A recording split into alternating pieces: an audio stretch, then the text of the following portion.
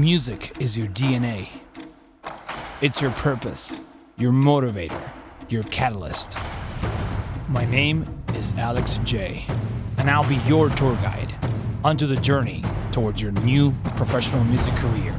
Join me as we uncover the music industry's secrets. From creative concepts to business and marketing, here are the keys to the next level. Welcome to the Music Chop Shop.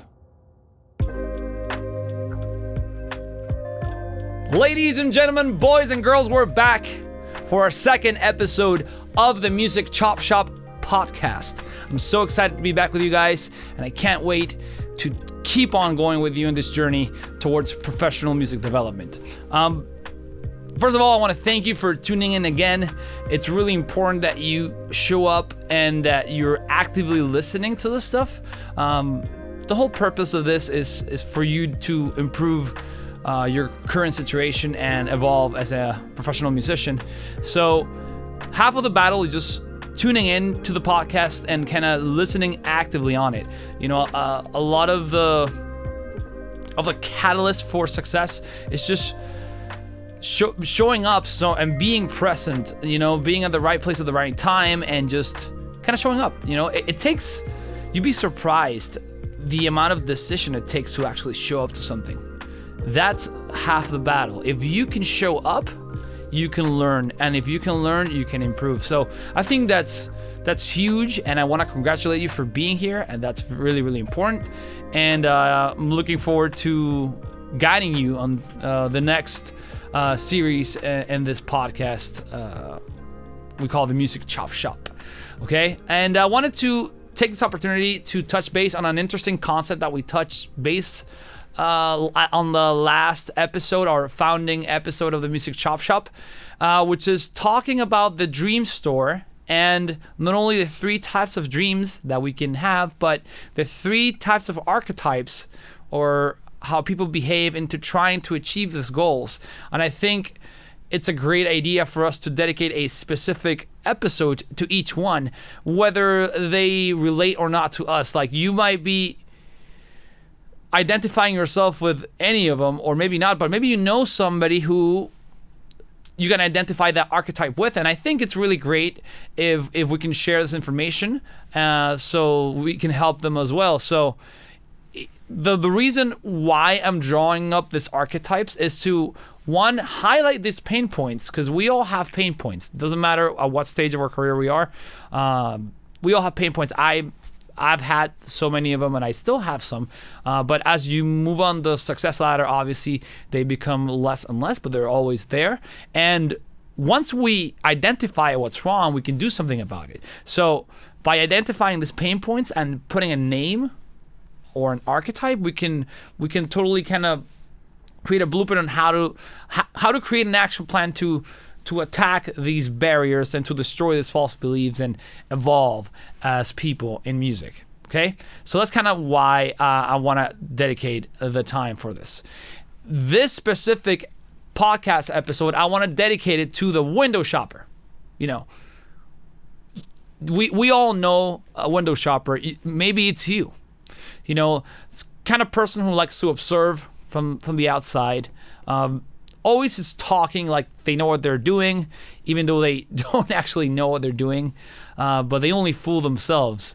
You know, we all know someone that's always saying, whatever, this guy did it, that's so easy. If I did it, you know, I could do it in record time. I could do it so much quicker and so much better. You know, but if that was the case, why are you not doing it? You know? Why are you not taking action? So a window shopper, to recap, is that person who's sitting outside the dream store, right? And they're looking at the dreams, knowing they could go in the store and buy any of these dreams. And just because either A, he or she is scared, or they're insecure, they don't think they can go in, or even, I mean, they're always coming up with excuses as to why not go in, you know.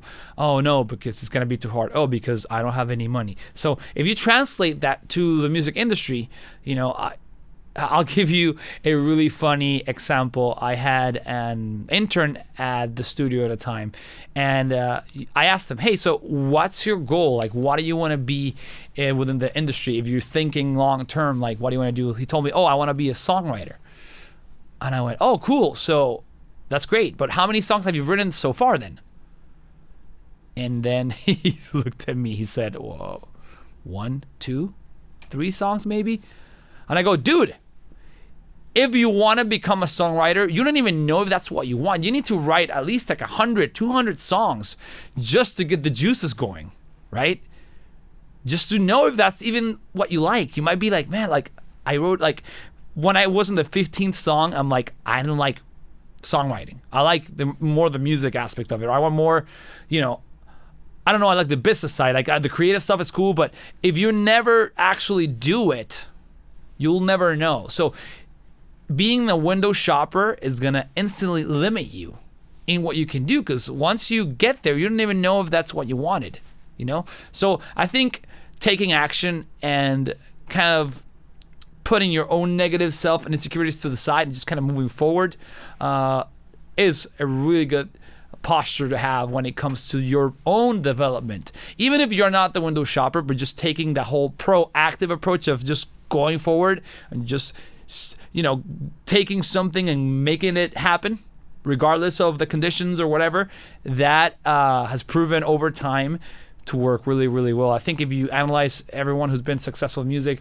I think kind of that's what they do. They kind of carve their own lane.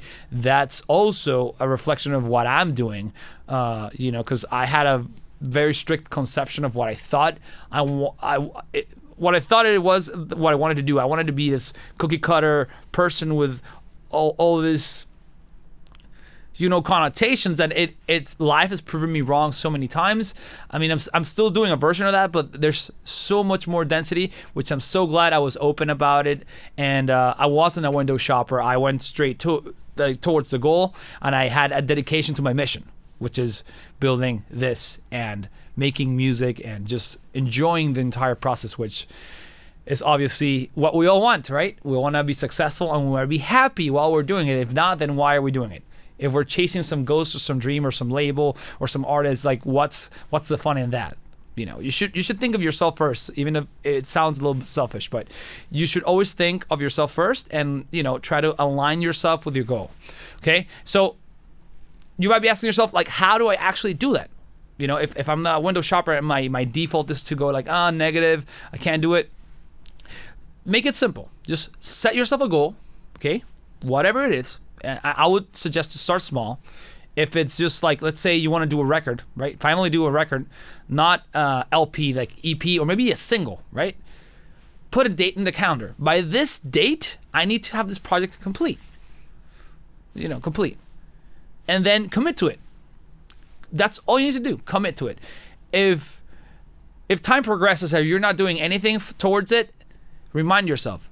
And there's so many ways you can do this. You can remind yourself. You can have peer pressure from other people, but make sure you commit to it, because just by doing it, you're gonna learn so much about the integrity of things and how things take time and the kind of investment that you need to put in, not only financially but your time and emotion. So it's important to set goals, and it's and if you're not used to setting goals, then start with something small, something you can achieve, and kind of like going back to the dream analogy, work on the small dreams, almost immediate or with something you can do in a week or two, but then set one goal like to medium to long term. So something you're going to plan out for 6 months in advance or something like that. So yeah, that's what I want to talk about the window shoppers. I think we all can learn from that example. And if you liked what you heard in this episode, please share it. We want to grow our community, and our whole message is to empower and help music makers and everyone in music to have a more fruitful career. And it starts with a mental shift. So all these things we're talking about, they're very important, because we cannot tackle anything unless our mind is completely aligned towards winning, towards happiness. So a lot of this stuff is kind of designed for us to start getting into the gear. So when we tackle really complicated or advanced things, we go about it the right way, and we get the best results. And that takes a seriously balanced mind and just overall setup. So thank you again for tuning in. I'm super excited to keep ongoing with this journey with you. And like I mentioned in the last episode, we are going to have a page full of incredible resources that are super helpful through our journey, which is going to include softwares and any resources that, PDF guides and different offers that we have. So that's all going to live in a website. And the URL for that is musicmastermind.com/resources.